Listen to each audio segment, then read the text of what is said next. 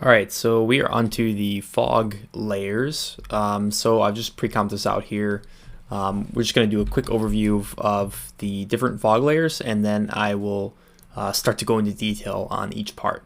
So essentially what we have is all of these layers here towards the end of the comp. If you look at the labels, mist, far depth mist, mid-ground mist, and depth fog main.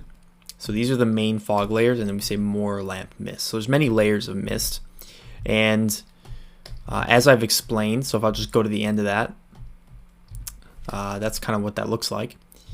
Let's just compare before and after.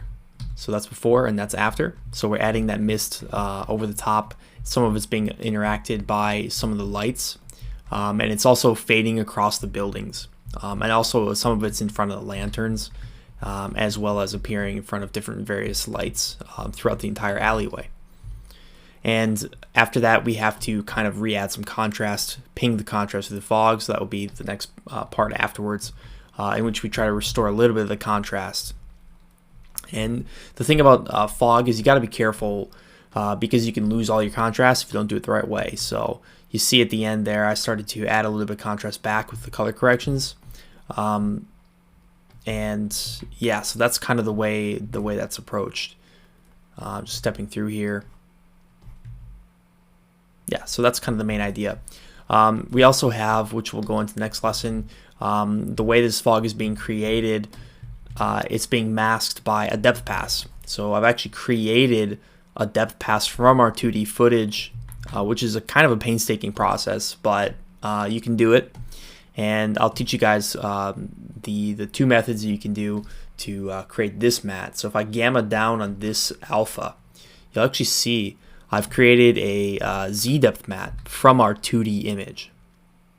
So this is basically just a bunch of rotoshapes and color grades.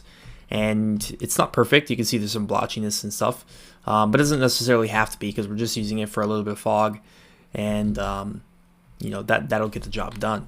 So we're going to go over how to create that and another method you can do to create that.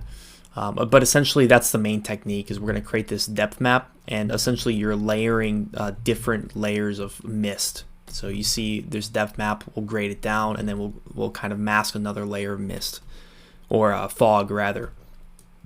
And if we go here, same thing. So you'll see we take that depth map, we grade it down to the point where we want the fog to be, and then we will mask it off by a mist layer. So you'll see how I'm stacking it. We see like there's a background mist, there's sort of a closer mist, and then another even closer mist. And then we go here, a little bit more background mist there.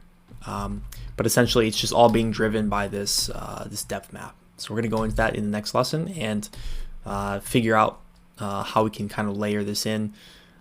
We won't do this entire depth map practically because to draw a depth map takes a lot of time, but I will show you guys how to do it, and you certainly can do it if you're doing the entire project, or if you're doing the project and you want to do the entire map painting, you'll also have the depth map that I've already created. If you know, I would suggest creating a really simple depth map once we get into the lesson, just so you know how to do it. But if you don't want to spend all the time rotoscoping everything like I did, so I basically rotoscoped pretty much all of these shapes in order to create this depth map.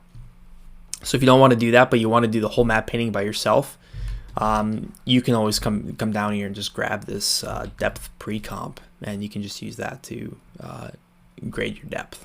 But we'll get into that in the next lesson.